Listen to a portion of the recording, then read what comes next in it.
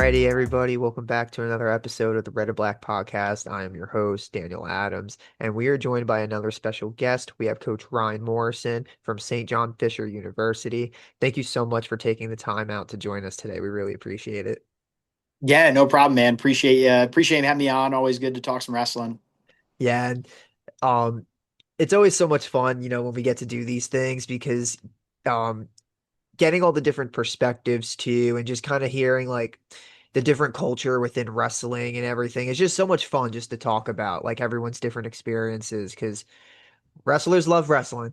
It's a guarantee, right? 100%. And kind of like our favorite topic of discussion when we have anyone on our show, kind of like your origin story, right? Everyone kind of gets into the sport of wrestling in a different way. Yeah. Whether that's in more unfortunate circumstances with like school bullying or even with like family members, someone else kind of starting the legacy and following in the direction. How did you kind of get introduced to the sport? Yeah, I mean it was kind of the classic wrestling story. Like family got me into it. My I grew up in New Jersey, a town called Roselle Park. It was a really big wrestling town back in the day. Both my parents are one of seven. Nice. And just I got 50 something cousins, 52, I think. So like I'm Big towards the family. younger end.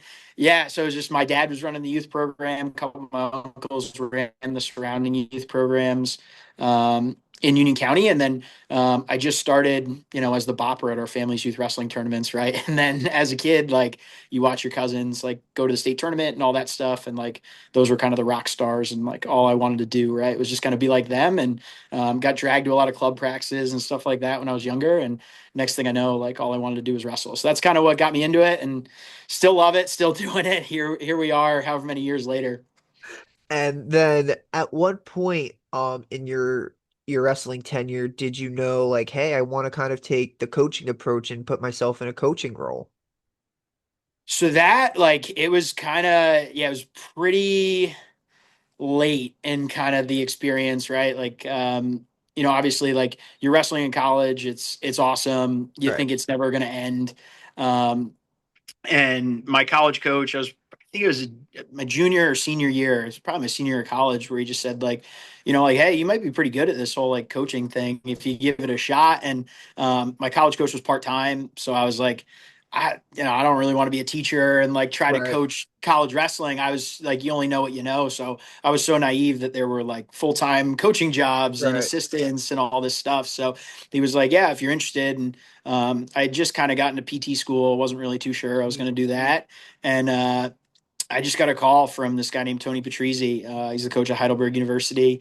One of my teammates, Chris Donaldson, was working for him as a grad assistant, and just said like, "Hey, I got this guy that like might want to coach. You might want to give him a shot." And Right.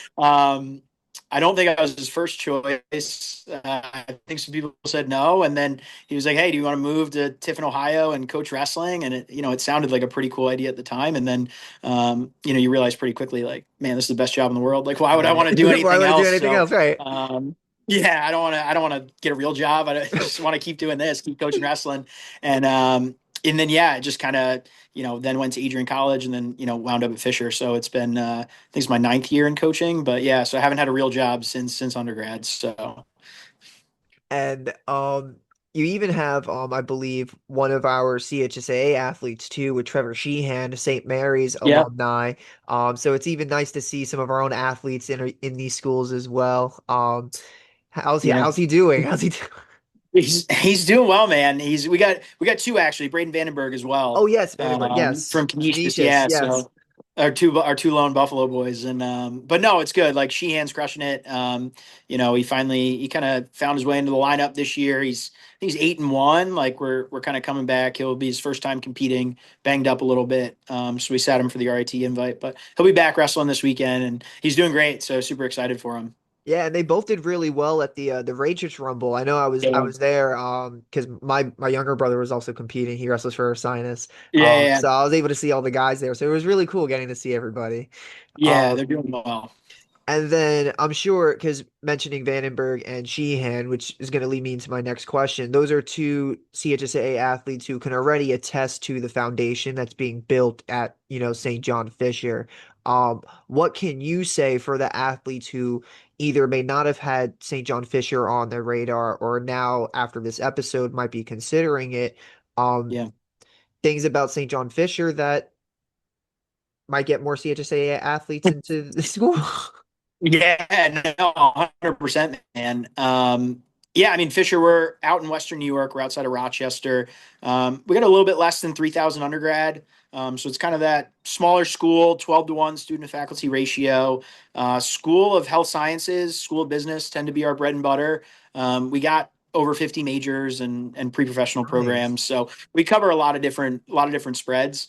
But it tends to be like kind of the pre-med, nursing, pharmacy, and Right. then our school of business, accounting, finance are predominantly our big majors on campus.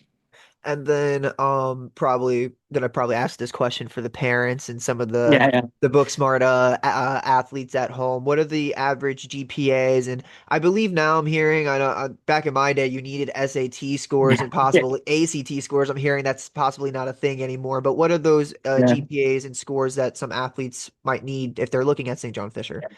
Yeah, I mean, obviously it's a spectrum, right? So you Right. have, we went test optional kind of after COVID, like a Right. lot of schools kind of did. Um, Typically our average student coming into Fisher, like athlete or not, is typically around like a 3.85. Usually it sits Nice. between like a 91 to a 94 is kind of the average of the class on a given year. So obviously we're looking for some pretty smart kids academically. So that's kind of the usual range we sit in. And then obviously like test scores don't hurt you, so they can help you. So if guys do really well on their SAT, ACT, it can kind of balance out with some other things. Right. Because especially with, like the big tests like that, like they kind of take into account like your GPA score and how you perform on the test. Because then if your Yeah. overall GPA is really good, but you had like a an okay test score, then they'll be like, okay, maybe he's just not a great test taker because he's Yeah. actually really good in school. Like, so they kind of take into account those things and make Yeah. their So decision it off that doesn't too. Yeah. it can only help you. It can't hurt Right. you. So if you're a kid who's like great GPA, maybe not a great test taker, don't even throw it in. But if you're maybe a kid that like, maybe freshman year, like goofed off a little bit and then got it together, but you crushed it on your test scores, like that's kind of where it balances it out. Right. And then just because this is a specific question I like to pick a lot of Mhm. coaches' brains about.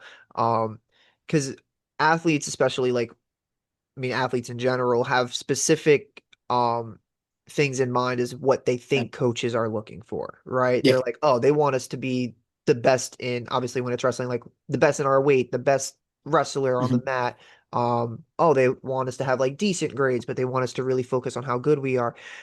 Besides obviously like the good academics and the wrestling, what are some things that athletes may not know coaches are looking for that they're actually keeping an eye out for?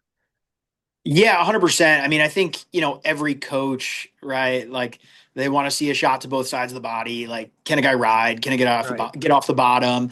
Like there's kind of that standard wrestling stuff that everyone has on a checklist. right, I think I think one of the things that's kind of a misconception, at least for me, when I go out on the road, like 9 times out of 10, we're already recruiting you. We already like what we see from a wrestling standpoint. So, you know, it's going out and confirming that, but it's also everything else that you take into account, right? Like it's a kid's body language. Is he coachable? How does he interact with his teammates, with his parents, with his family, right? Like, it's always pretty telling when you see a right, kid like might be the best wrestler on the team, but none of his teammates are watching, none of them are excited. You're like, what's going on here, right? Is he right. There's maybe not something the going best on, right? teammate? Like, is maybe kind of tough to deal with. So it's things like that, right? That, because ultimately for me, like we have a great coaching staff. We can fix single legs and high crotches and all that stuff. Like I can't, you know, the character side of things, just finding a kid that like loves to wrestle, is a good person on and off the mat. Like those are things are instilled in you for, Right. a long while ago, right? It's hard for me to do that. I was gonna say those are things that are really hard to kind of teach people Yeah. how to be good people, you know.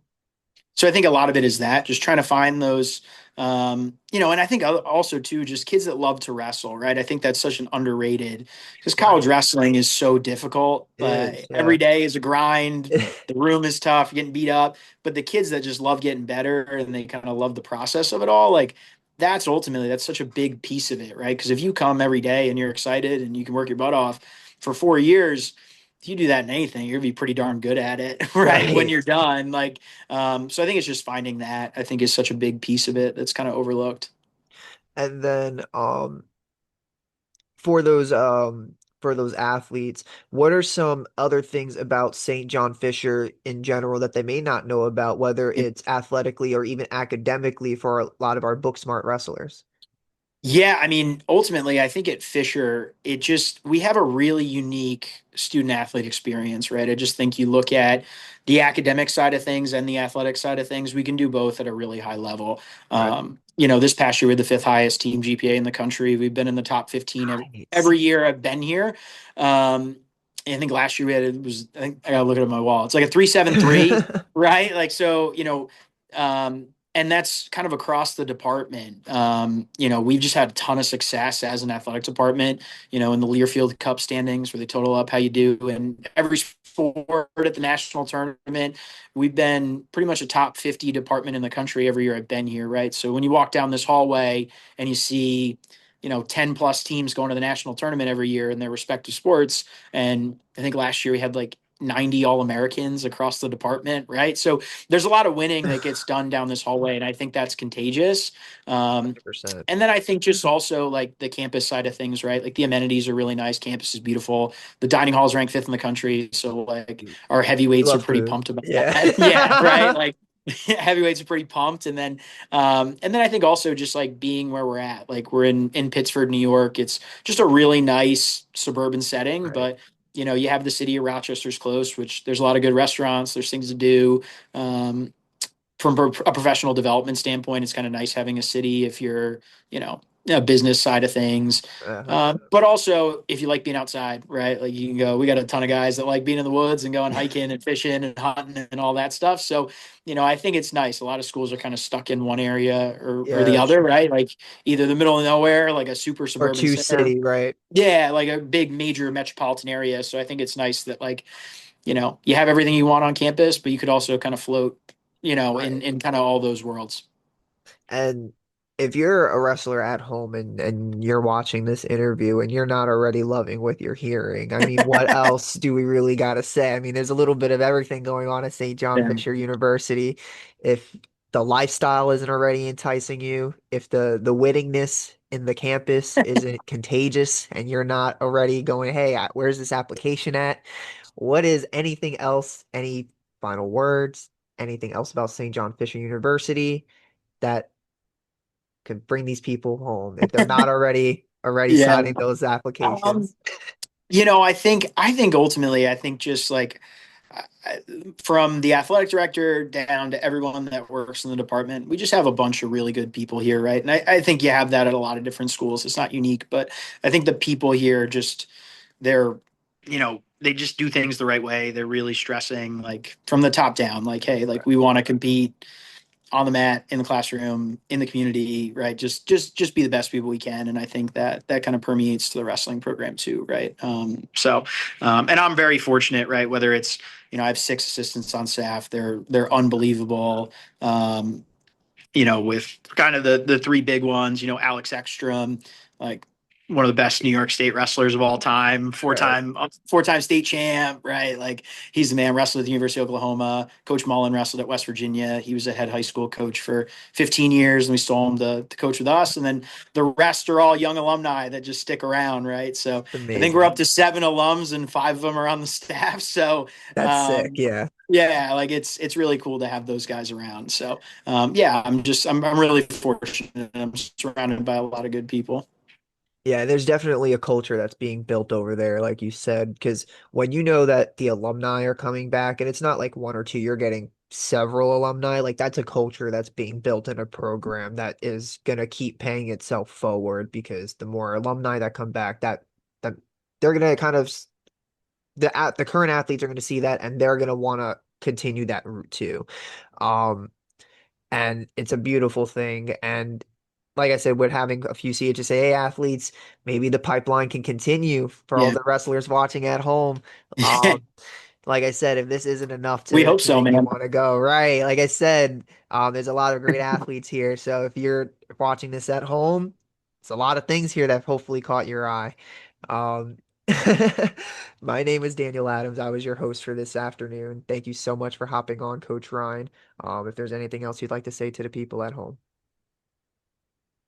No, that I just super appreciative for you having me come on. I know Catholic States this year is up in Buffalo, so Yeah. I'll definitely be over there recruiting. So hopefully pay some dividends, right? Like Yes, sir. we'll be out there again. So Right. And for the people or for your wrestlers, if you heard it here first, he's going to be out there. So make sure when you're lacing those shoes up, you're looking your best. So